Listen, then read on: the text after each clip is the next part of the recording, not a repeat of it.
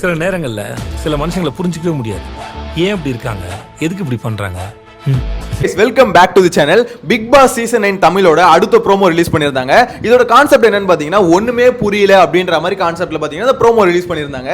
So எனக்கும் அந்த ப்ரோமோவை பார்க்கும்போது என்ன புரிஞ்சுதுன்னு பார்த்தீங்கன்னா ஒண்ணுமே புரியல. ஆனால் அதோட கமெண்ட்ஸை பார்க்கும்போது நல்லா புரியுது. விஜய் சேதுபதியை இந்த சீசனை வச்சு வெளுக்க போறாங்க அப்படின்ற மாதிரி. உங்களுக்கு தெரியல, எனக்கு புரியல. ஏன்னா என்ன போட்டிருக்காங்கன்னா அந்த வீடியோட கமெண்ட்ஸ்ல போய் பார்க்கும்போது ஒரு விஷயம் மட்டும் கிளியரா தெரியுது. ஏன் சார் விஜய் சேதுபதி சார், நீங்க வந்து பாத்தீங்கன்னா சீசன் 8 ஹோஸ்ட் பண்ணும்போது புது ஹோஸ்ட், அதனால ஒண்ணுமே புரியலன்னு சொன்னீங்க. இப்போ சீசன் 9 வந்துட்டீங்க, இப்போ நீங்க ஆல்ரெடி சீனியராகவும் ஆயிட்டீங்க, இப்பயும் ஒண்ணுமே புரியல அப்படின்னா எப்படி சார் சும்மா இருக்கிறது? தயவு செஞ்சு ஒழுங்கா பண்ணுங்க சார் ஷோவை. இந்த மாதிரி புரியல தெரியலன்னு தப்பிச்சு ஓட முடியாது அப்படின்ற மாதிரி பாத்தீங்கன்னா கமெண்ட்ஸை போட்டு தள்ளிட்டு இருக்காங்க. சீரியஸ்லி சொல்லுவாங்களேன், கலாச்சிக்கிட்டு இருக்காங்க, பயங்கரமா கலாச்சிக்கிட்டு இருக்காங்க, ஃபன் பண்ணிட்டு இருக்காங்க அப்படின்ற மாதிரி தான் சொல்லணும். என்ன பொறுத்த வரைக்கும் இந்த ப்ரோமோ பார்க்கும்போது நிறைய பேருக்கு ஒண்ணுமே புரியல.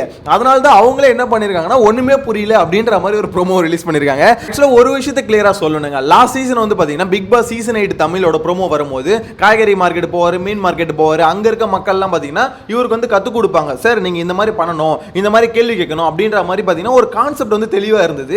அதாவது அங்க இருக்க மக்கள் ஒவ்வொருத்தரும் சேது இந்த மாதிரி சும்மா இருக்க கூடாதுப்பா, சில பேர்லாம் ஏமாத்துவாங்க, அவங்க கிட்ட எல்லாம் உஷாரா இருக்கணும், ஜாக்கிரதையா இருக்கணும் அப்படின்ற மாதிரி அவருக்கு டீச் பண்ணிட்டு இருப்பாங்க. ஏன்னா மனுஷன் புதுசு, பிக் பாஸ்ன்ற ஷோக்கு புதுசு, அந்த கான்செப்ட்ல அந்த மாதிரி ஒரு ப்ரோமோ எடுத்திருந்தாங்க. அது வந்து பாத்தீங்கன்னா ஒத்து போச்சு. ஆமா இந்த மனுஷன் புதுசு, அதுக்கோசம் இந்த மாதிரி ஒரு ப்ரோமோ எடுக்கிறாங்க அப்படின்ற மாதிரி. ஆனா இந்த கான்செப்ட் என்னங்க புதுசு, ஒண்ணுமே புரியல அப்படின்ற மாதிரி ஒரு ப்ரோமோ. அதுவும் அதோட டேக்லைன் வந்து பாத்தீங்கன்னா பார்க்க தான் புரியும், போக தான் தெரியும். அதாவது ஒவ்வொரு சீசனுக்கும் ஒரு டேக்லைன். லாஸ்ட் சீசன் வந்து பாத்தீங்கன்னா ஆளும் புதுசு, ஆட்டமும் புதுசு, அதுக்கு முன்னாடி பாத்தீங்கன்னா ரெண்டுல ஒன்னு பார்க்கலாம். சோ அந்த மாதிரி எல்லாம் பாத்தீங்கன்னா ஒவ்வொரு சீசனுக்கும் ஒரு டேக்லைன் ஒன்னு வச்சிருப்பாங்க. இந்த சீசனுக்கு வந்து பாத்தீங்கன்னா பார்க்க தான் புரியும், போக தான் தெரியும் அப்படின்ற மாதிரி. இன்னும் எவ்வளவு நாள் சார் போகணும் அப்படின்ற மாதிரி கமெண்ட்ஸ்ல போட்டிருக்காங்க. எனக்கு தெரிஞ்சு அந்த ப்ரோமோ விட அந்த ப்ரோமோட கமெண்ட்ஸை பார்க்கும்போது தான் செம ஃபன்னா இருந்ததுங்க. நீங்களும் கூட ப்ரோமோட கமெண்ட்ஸை போய் பாருங்க. அவ்வளோ பேர் அவங்க கருத்துக்களை ஷேர் பண்ணிட்டு இருக்காங்க. அதை பார்க்கும்போது சார் என்ன சார் ரொம்ப தெளிவா இருக்கானுங்க, கொஞ்சம் பிசிறு தட்டினா கூட போட்டு பொழந்துருவானுங்க அப்படின்ற மாதிரி யோசிக்க தோணுது. ஏன்னா அந்த அளவுக்கு பார்த்தீங்கன்னா ஓவர் ஹைப்ல பார்த்தீங்கன்னா இந்த சீசன் இருக்கு. ஸோ இப்படிப்பட்ட சீசனை வந்து விஜய் சேதுபதி கரெக்டாக ஹோஸ்ட் பண்ணணும் அப்படின்ற மாதிரி தான் எல்லாம் எதிர்பார்த்துட்டு இருக்காங்க. இதுல இந்த ப்ரோமோ வந்ததுக்கு அப்புறம் எல்லாருக்கும் ஒரு டிசப்பாயின்மெண்டா இருக்கு. என்னடா இந்த மனுஷன் இப்பயே ஒன்றும் புரியலன்றாரு, ஷோ ஆரம்பிச்சதுக்கு அப்புறம் இதே மாதிரி புரியல தெரியலன்றாருன்னா முடிஞ்சு போச்சு. ஆல்ரெடி போன சீசன்ல வந்து பாத்தீங்கன்னா கண்டஸ்டன்ட் கிட்ட கேள்வி வந்து சில இடத்துல ஒழுங்காவே கேட்கல. சோ இந்த சீசனும் இந்த மாதிரி புரியல தெரியலன்னு சொல்லிட்டு ஒப்பேத்திட்டு போனார்னா இந்த ஷோவே ஒண்ணுமே இல்லாம படுத்துரும் அப்படின்ற மாதிரி பாத்தீங்கன்னா எல்லாருமே அவங்க கமெண்ட்ஸ் வந்து போட்டுட்டு இருக்காங்க. ஒரு ப்ரோமோ, அந்த ப்ரோமோ பாத்தீங்கன்னா எவ்வளவு பெரிய கிரிட்டிசிசம் பாத்தீங்கன்னா விஜய் சேதுபதி மேல எடுத்துட்டு வருது அப்படின்ற மாதிரி தான் என்னால பார்க்க முடியுது. இன்னொன்னு இந்த சீசன்ல வந்து பாத்தீங்கன்னா மஸ்ட் ஃபாலோ பண்ண வேண்டிய ஒரு முக்கியமான விஷயமா அந்த கமெண்ட்ஸ்ல பாத்தீங்கன்னா நிறைய பேர் போட்டுட்டு இருந்தது என்னன்னா இந்த பிஆர் கேங்கு அப்படின்றது பார்த்தீங்கன்னா லாஸ்ட் சீசன் வந்து பயங்கரமாக பேசப்பட்டது. சீசன் 7லயும் பேசப்பட்டது, பிஆர் அக்கா வந்துட்டாங்க அப்படின்ற மாதிரி. அதே மாதிரி சீசன் 8ல வந்து பார்த்தீங்கன்னா பயங்கரமாக பேசப்பட்டது. ஏன்னா உள்ள வந்து நிறைய பேர் பார்த்தீங்கன்னா பிஆர் டீமை செட் பண்ணிட்டு வந்துட்டானுங்க.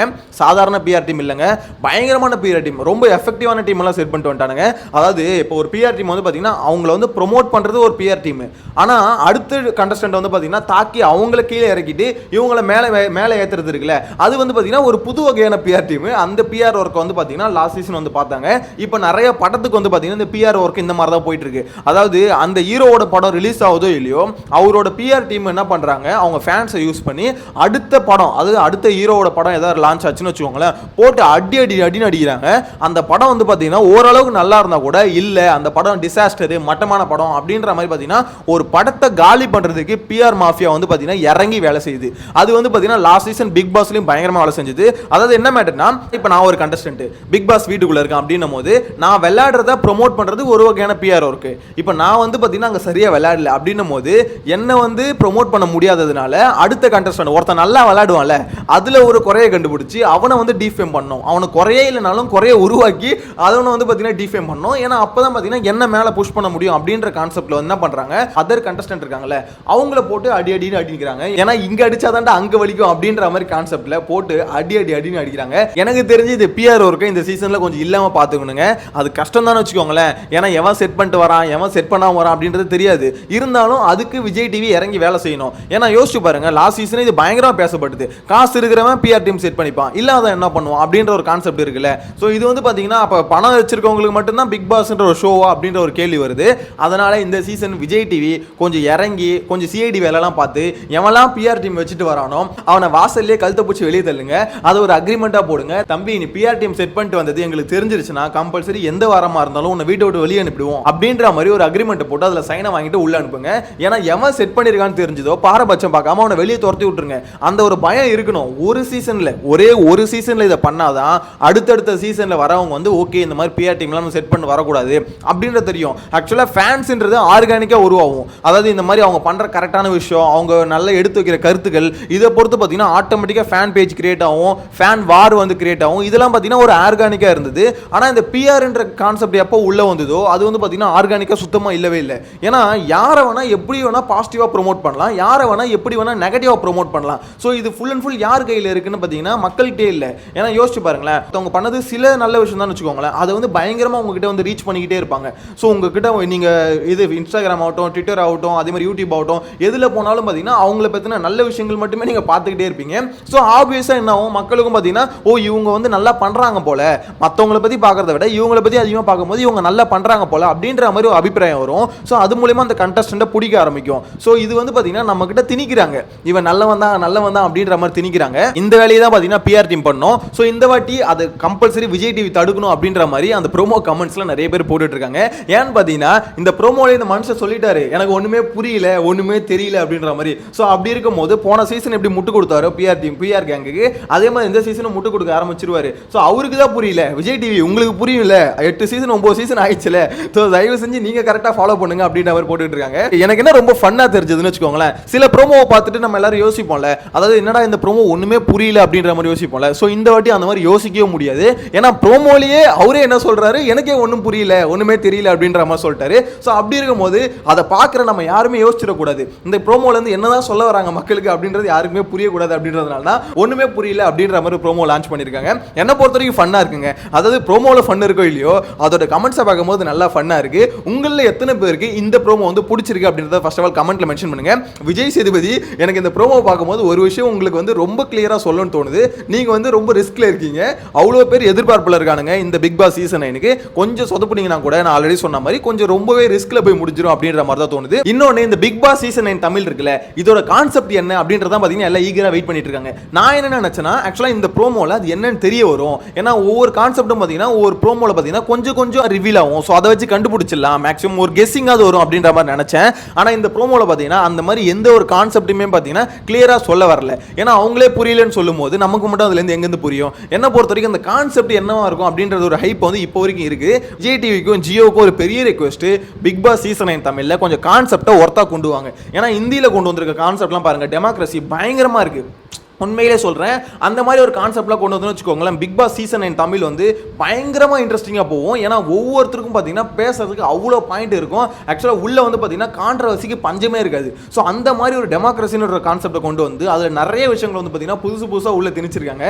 ஸோ அதெல்லாம் பார்க்கும்போது ஓ தமிழ் பிக் பாஸில் இந்த மாதிரி வந்ததுன்னு வச்சுக்கோங்களேன் வெறித்தனமாக இருக்கும் அப்படின்ற மாதிரி ஒரு எண்ணம் நம்மளுக்கே வருதுல்ல. அதை வந்து விஜய் டிவி சரி ஜியோவும் சரி கம்பல்சரி இதை பண்ணணும் அப்படின்ற மாதிரி நான் எதிர்பார்க்குறேன். ஏன்னா அவன் பண்ணுறான் இவன் பண்ணுறான், தெலுங்குல பண்ணுறான் இந்தியில் பண்ணுறான் அப்படின்னு போது தமிழ்ல மட்டும் ஏங்க முடியாது, எங்களுக்கு மட்டும் அரைச்சமாவே அரைச்சு தோசை போட்டு கொடுக்குறீங்க அப்படின்ற மாதிரி தான் கேட்க தோணுது. ஸோ விஜய் டிவி இந்த வாட்டி அந்த மாதிரி பண்ணாம கொஞ்சம் கான்செப்ட் வைஸ் புதுசாக கொண்டு வருவீங்க அப்படின்ற மாதிரி நான் நம்புறேன் பர்சனலா.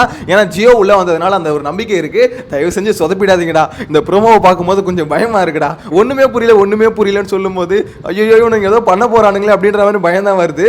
ஸோ சொதப்பிடாதீங்க, ஒரு மாதிரி மட்டமான சீசனா பிக் பாஸ் சீசன் 9 தமிழ் ஆக்கிடாதீங்க அப்படின்ற மாதிரி சொல்ல தோணுது. ஓகே, கமெண்ட்ஸ்ல அதே மாதிரி இன்னொரு விஷயம் பார்க்க முடிஞ்சது.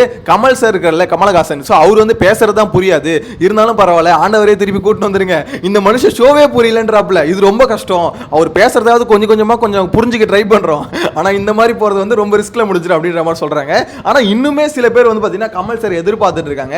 அந்த மாதிரி நீங்களும் எதிர்பார்க்கறீங்களா இல்லையா அப்படின்றத மறக்காம கமெண்ட்ல மென்ஷன் பண்ணுங்க. ஏன்னா எனக்கு ஷாக்கிங்கா இருக்கு, விஜய் சேதுபதி வந்து ஹோஸ்ட் 2 சீசன் இது 2வது சீசன் வந்து ஹோஸ்ட் பண்ண போறாரு அப்படின்ற மாதிரி ஆயிடுச்சு. இருந்தாலும் கமல் சார் ஃபேன்ஸால பாத்தீங்கன்னா அது ஏத்துக்க முடியல, எப்படியாவது கமல் சார் திருப்பி வந்துட மாட்டாரா அப்படின்ற மாதிரி எல்லாம் எதிர்பார்த்துட்டு இருக்காங்க. அதுதான் சொல்றேனே, அதுக்கு வந்து வாய்ப்பே இல்லை அப்படின்ற மாதிரி அவங்களுக்கும் தெரியும். இருந்தாலும் பாத்தீங்கன்னா கமல் சார் அவ்வளவு பிடிச்சிருக்கு போல அவங்களுக்கு. ஒரு ஹோஸ்டா சொல்றேன், ஒரு ஆக்டரா எல்லாருக்குமே பிடிக்கும், ஒரு ஹோஸ்டா வந்து பாத்தீங்கன்னா நிறைய பேருக்கு கமல் சார் வந்து ரொம்ப பிடிச்சிருக்கு. எனக்குமே பிடிக்கும், சில விஷயத்துல மட்டும் தான் மனசை சொதப்பிடுவாரு. மத்தபடி ஒரு ஹோஸ்டா ஒரு ஷோ கொண்டு போறது வந்து பாத்தீங்கன்னா கொஞ்சம் இன்ட்ரெஸ்டிங்கா தான் கொண்டு போறாரு, அந்த மாற்று கருத்தே இல்ல. ஆனா இருந்தாலும் நிறைய பேர் இப்பயும் பாத்தீங்கன்னா கமல் சார் வந்துட மாட்டாரா அப்படின்ற மாதிரி எதிர்பார்க்கறாங்க. அதுவும் இந்த மாதிரி ப்ரோமோவை பார்த்ததுக்கு அப்புறம் தலைவரே தயவு செஞ்சு ஒழுங்கா பண்ணுங்க, இல்லைன்னா அந்த மனுஷனாவது கூட்டு வந்துருங்க அப்படின்ற மாதிரி எல்லாம் எதிர்பார்க்கறாங்க.